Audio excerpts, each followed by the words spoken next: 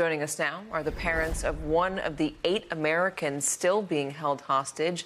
Rachel Goldberg and John Poland spoke with President Biden yesterday to discuss their son Hersh, who was taken by Hamas on October 7th.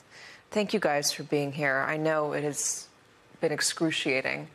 Can you give us a little bit of insight into what you talked about with President Biden yesterday and what he told you? Sure. So yesterday was actually our second meeting with President Biden. I'll remind viewers that the first meeting was on October 13th, 6 days into this saga. And the message from that day, including until yesterday, has been consistent. And we feel tremendous support from President Biden, from Secretary of State Blinken, from the entire U.S. administration, from Congress.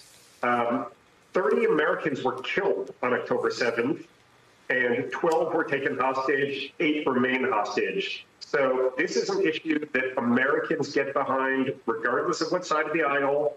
They don't want to see Americans as victims of terror, and we feel that support. We thank the administration and the American people for that support.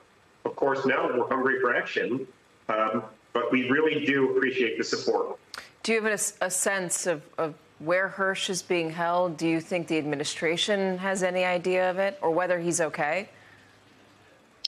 So we've had, this has been a huge point of contention that for 69 days, there has not been one international aid organization on planet Earth that has gone to check on any of the what originally were 240 hostages from 30 different nations who were from 5 different religions and spanning 87 years, the youngest being 10 months old and the oldest an 87-year-old Holocaust survivor. And none of the families had any information about their loved ones. We personally happen to know because there was Hamas video that surfaced of Hersh having his left arm below the elbow blown off, and he was being put by gunpoint onto a Hamas pickup truck. So we knew that he was grievously injured.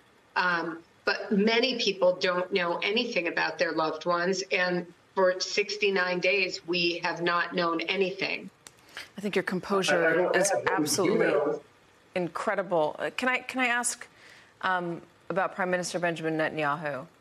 Have you spoken to him? What have you told him? What do you think he should be doing right now? We've had a couple of meetings with Prime Minister Netanyahu. Prime Minister Netanyahu has been saying that the Israeli administration, the Israeli government, has 2 goals here. One is to significantly diminish the threat to Israeli citizens from Hamas, and the other is to bring home the hostages. And he has said that those are equal goals. We are really concerned that there is discussion going on about whether Israeli officials should be allowed to negotiate now.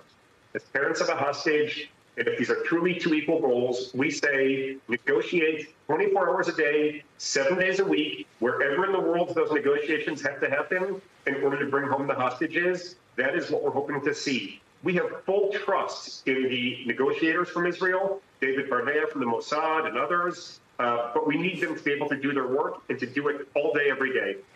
Do you think that what's happening right now, the moves that Prime Minister Netanyahu and his war cabinet are making, I know they're going to try to root out Hamas, justifiably so, but do you think the way they're doing it is making Israel safer?